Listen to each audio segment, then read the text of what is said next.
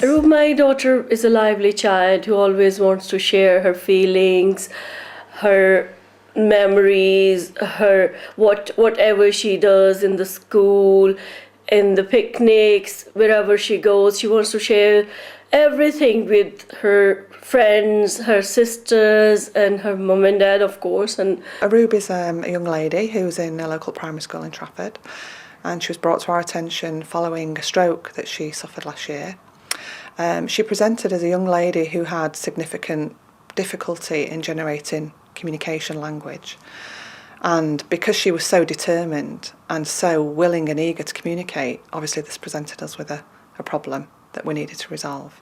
When people have strokes, it can affect their vocabulary. We store vocabulary in our heads a little bit like you might store books in a library, sort of with an indexing system and storing the vocabulary in different categories, so that when we want to find the word we want to use, we can quickly go to the right place and find it and say it. And we can compare what's happened to Aroob to someone going into the library and pulling all the books off the shelves and scattering on the floor. A bee is going to be in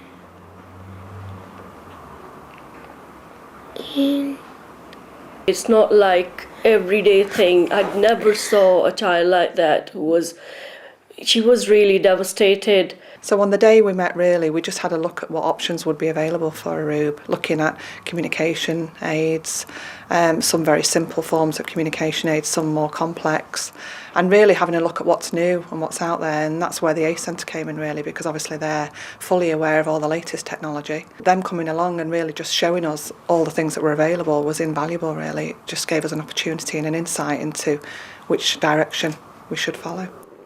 The outcome of the assessment did indicate a iPod. 5. A baby's 15. Brilliant. So the communication device that Aroob's got is an iPod Touch with a special app on it which helps her to find that vocabulary that she needs. It's a mainstream piece of technology which is important for Aroob because it's very motivating for her to use, and it doesn't stigmatise her as a person with a communication difficulty, because it's something that lots of people use for different reasons. T. Chat.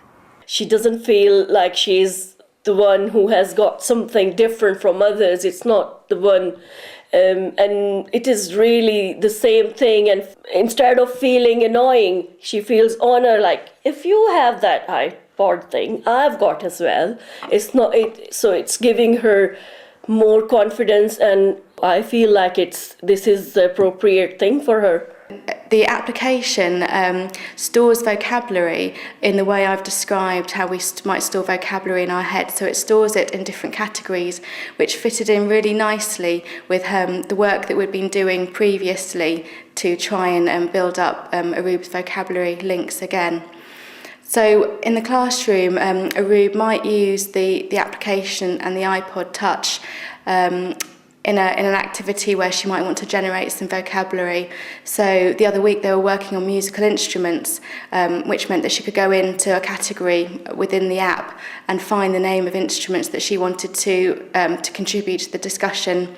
And also when they were working on body parts in science, it was a really nice one for them to work on, so she could go into the category, find the word she wanted to say, and then the picture on the iPod Touch would then cue her in to say the word so she could join in with the discussion. My family. Abir. Eliza. Aroob. And with the use of the iPod, it's amazing. We saw her chair back on her face, the glow, which she can really find out whatever she wants to show us. She got the picture. If she wants to show us something really difficult to tell, she just straight away show us the picture. You know, the outcome is that she's got a communication aid that's lightweight, portable, in keeping with the latest technology, something that she feels completely comfortable to use, and it's achieved everything that we set out to achieve. It's amazing when we see the freshness and when the happiness on her face. It's amazing.